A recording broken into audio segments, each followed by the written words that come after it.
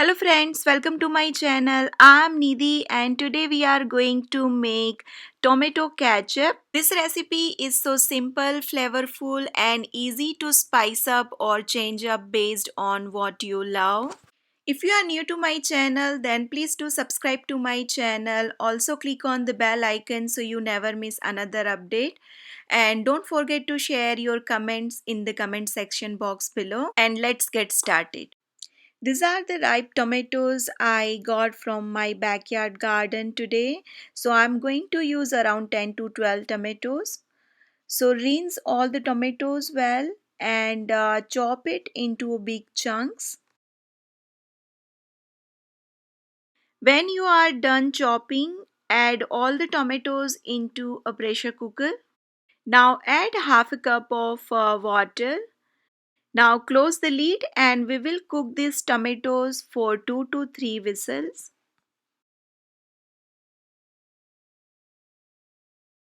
You can see our tomatoes are nicely done. When the mixture is slightly hot or warm, blend the puree with hand blender.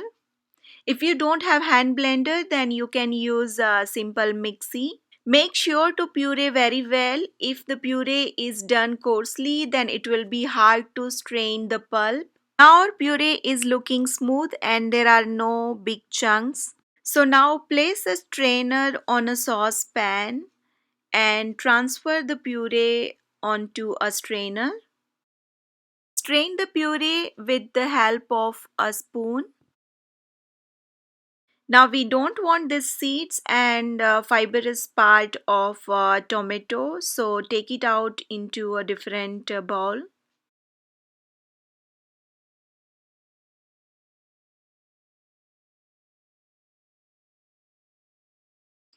Now our puree is done and it is nicely strained. So we'll transfer this onto a stove top.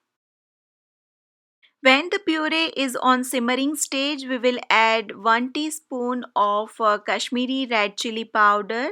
This is going to give a nice red color to our puree. Half a cup of sugar. I am using brown sugar here, but you can use white sugar if you want. 1 cup of white vinegar and also add 1 teaspoon of salt. Give it a good mix. And we will let this puree simmer for about 30 to 40 minutes. Keep on stirring in between occasionally. After almost 10 minutes, I am adding 1 teaspoon of beetroot powder. I have already shared the recipe of how to make red color out of beetroot. I will post the link in the description box below. After almost 35 minutes, you can see our puree has thickened enough.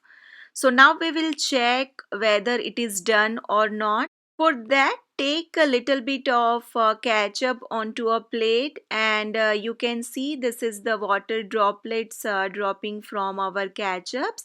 So this is not done yet. So we will let it cook for another 10 minutes.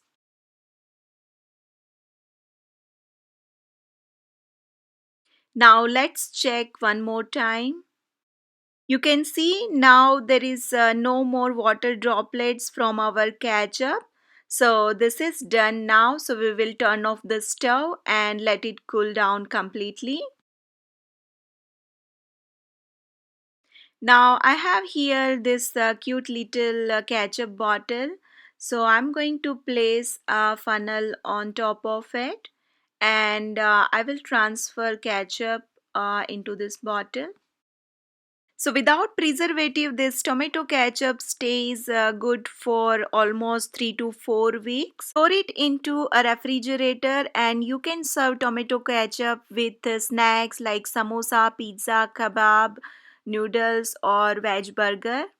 If you like this video, then please give thumbs up to this video and don't forget to share with your families and friends. Thank you for watching and I will see you soon with the next recipe.